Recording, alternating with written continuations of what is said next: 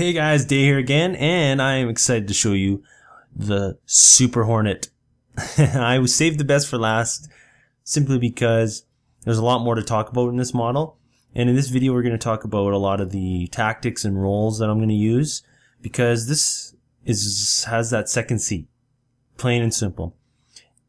Plus, it's really well armed, but that second seat gives you a lot of different options and tactics and roles you can take, which is pretty cool. But let's get into it. Let's walk around and look at the specs. So their description on the brochure is, it's the closest civilian military spec fighter possible that you can purchase. It says 2 heads are better than 1, and the second seat added to split logistics and combat duties.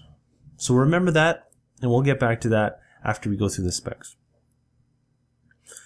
The ship comes with a Class 4 power plant, which is pretty good, a TR4 main thruster, which is pretty decent, right? But make sure you remember that it's pretty heavy, right? You have an increased weight, the second seat, the massive amounts of weapons, and that turret. So you are sacrificing some speed for firepower.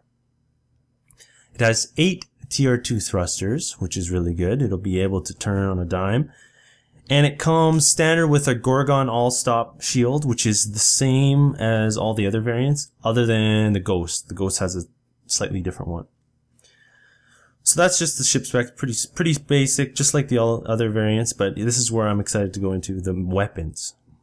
Now, the nose has the 2 neutron guns made by Max OX, which are really hard hitting but very slow reload, and it might lack a bit of distance, but if you hit someone with it, that's all that matters.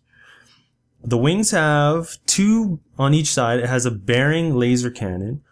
So these are the same ones, or the upgraded ones that are used on the Constellation, which is good to know. They are slower firing, but they pack a lot of punch.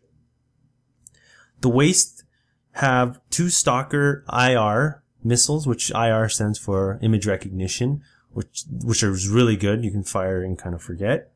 They also come standard on the 325. The Big Daddy is the turret.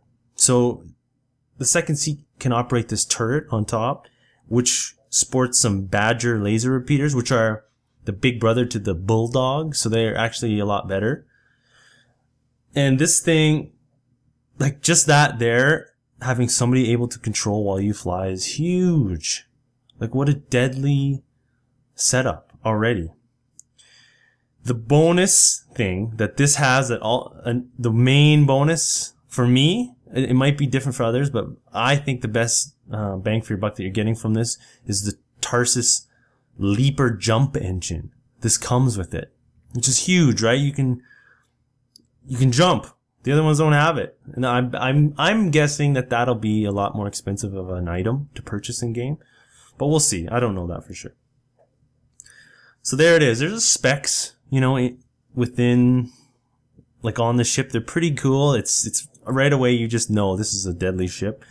One thing I will add though, some people haven't figured this out. Getting inside the 2 different seats, each side of the ship. Like if you want to get into the back seat, you go on, if you're facing the ship, you'll go here on the right and climb up on the stairs, and it'll actually put you up into the back seat.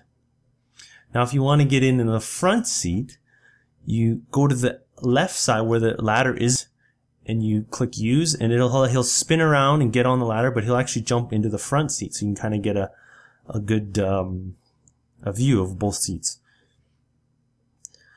Now that we're on the topic of seats, this is where my tactics and roles are going to come in.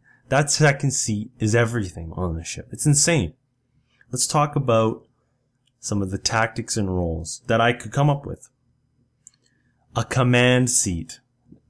Now, having your commander, a mobile commander, is a really cool way of organizing bigger crew, multi-craft organizations.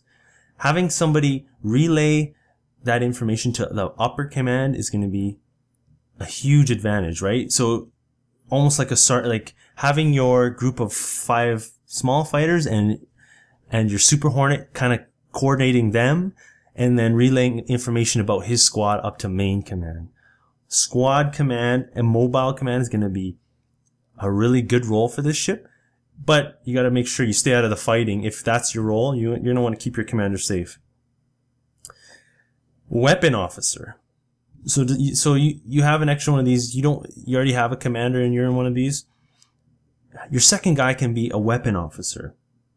Managing your missiles, managing your countermeasures, watching behind you, and operating the turret, obviously, right?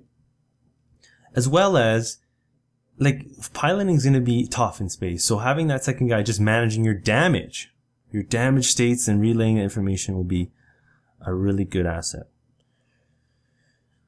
Some of the more out-of-the-box tactics would be, I could think of, were bounty hunter seat.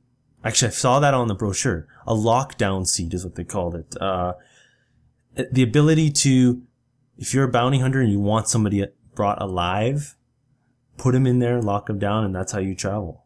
So you must be able to lock him in and not let him out.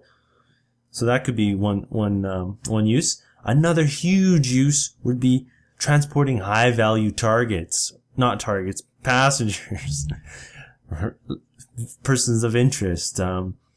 That's going to draw way less attention and be a lot faster flying in this as opposed to a big giant capital ship, right? And on that same topic, a high value taxi service. If I want to get somewhere and I want to get somewhere safe, you're a lot safer and you got the cash, you could, or you own a Super Hornet.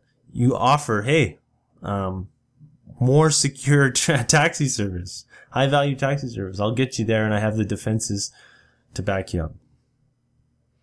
So that's kind of what I came up with. I mean, there's so much, right? You transporting your buddies around. There's a ton of uses for this second seat. And I think that's the key. That's what separates this from the other Hornets. I mean, all the Hornets, you can interchange all the parts and make them what you like. But this one's different because of that second seat. There's so many uses you'll be able to use it for. And I think it's going to be a really vital ship within groups and clans. My favorite out of them all is the mobile command. I think communication is key, especially in the larger ships. And I'm thinking late game, but I mean, not larger ships, larger organizations. I think a mobile command is the key and even for the main commander to be in one of these, just simply because you have a big Idris, that's the target, right? You retaliate, all your things that have torpedoes and any sort of heavy weapons are going to be sent at the big ship, where a little ship can get away and just kind of hide. So that's my favorite. I am just super thrilled to do this, do all these reviews, and I just thank all you guys for watching them. Subscribe, please, if you haven't.